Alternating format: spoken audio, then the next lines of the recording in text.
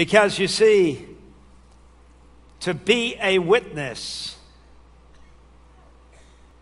is what every Christian is who is indwelt by the Holy Spirit. And I've sat with Christians again and again, or with non-Christians again and again, who say, you know, I would like to be a Christian, but if he's a Christian, I don't want to be one. Now, I know that's often just a lame excuse. But sometimes people look at a Christian, they do not see Jesus Christ. They see something else. I've never been to this church before, and I'm delighted to be here. When I came here this morning and came into the doors and met some folks here, it was so encouraging to meet people whose faces showed Jesus was at home in their hearts. You could tell. You can read it in their eyes. You can read it in their disposition. You can read it in their face. And our lives are designed to be an exhibition of Jesus. And through the rest of the book of Acts, what the people said had authority because of who the people were who were saying it and what their lives were like. But then thirdly, he talked about power, he talked about a purpose, and he talked about a process. You'll be my witnesses in Jerusalem, in Judea, in Samaria, and to the ends of the earth. Jerusalem was where they were at that moment. Judea was the surrounding province. Samaria was a hostile province, a little distant from them, and then out to the ends of the earth. Although you will be witnesses, that does not mean you become passive and just sit back and say, well, I'll just let my life do the talking. No, we are to deliberately, intentionally go and take the message of Jesus Christ to other people. And the process is important. You start where you are. You see, it would have been a lot more fun probably if Jesus said, you'll be my witnesses first to the ends of the earth where nobody knows you and you can start fresh. So, Peter, here's a ticket for you to go to Greece. Andrew, here's a ticket for a boat to go to North Africa. Thomas, we'll send you off to India. John, why don't we send you to the Philippines? The Philippines, not Philippians, Philippines. Why don't we send you to somewhere else? And then they arrive, nobody knows them, and they can just start again. Wouldn't that have been the more exciting way to do it? But no, he said, you'll be witnesses in Jerusalem. And the problem with Jerusalem is that although it wasn't their home because the disciples were from Galilee, Capernaum, Tiberias, places like that, they had been in Jerusalem for about 7 weeks, and in Jerusalem they had experienced their biggest failures, and people knew them for those failures, and Jesus said, you'll be witnesses first in Jerusalem. Really? Can't we go somewhere else first? It's the place where Peter had denied Jesus 3 times, where the Sanhedrin Council, the highest Jewish authority, knew them to be weak and had all run away and deserted. One of their number had committed suicide.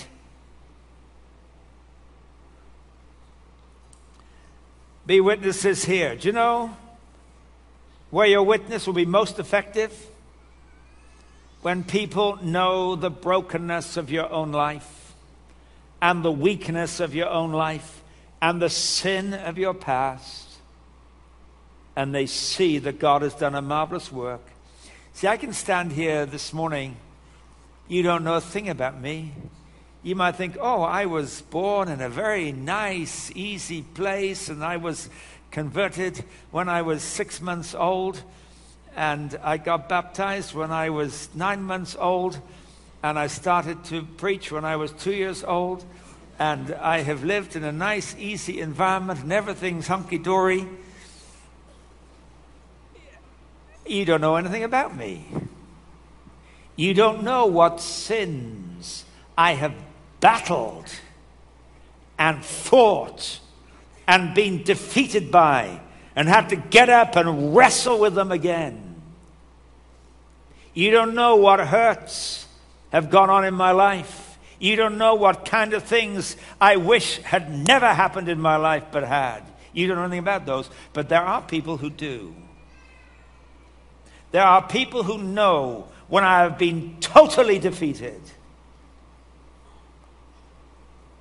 And they're the ones who see, you know, Jesus Christ has done a real work in your life. They know. And that's why you go back to your Jerusalem. You go back to the place of your failure. You go back to the place of your weakness, because it is there that God will do his best work, because there he will show himself to be the one who has changed your life. And this is only my imagination, but I can imagine Jesus saying, Peter, do you remember that girl you denied knowing me, and you cursed and you swore? Peter, go and find that girl. She lives somewhere in Jerusalem. Go and find her. Go and tell her that you are my disciple, that she was right. Apologize to her and tell her what it means to be my disciple, and tell her that I love her too. Peter, would you do that?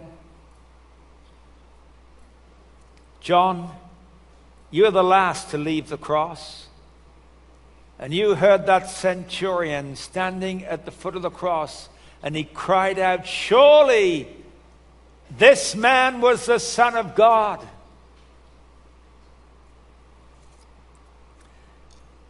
John, would you go down to the Roman barracks and look for that centurion?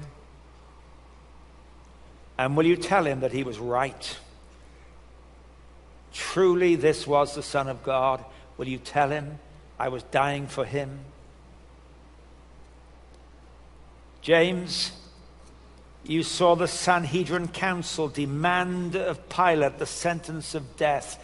Would you make an appointment with the Sanhedrin council and tell them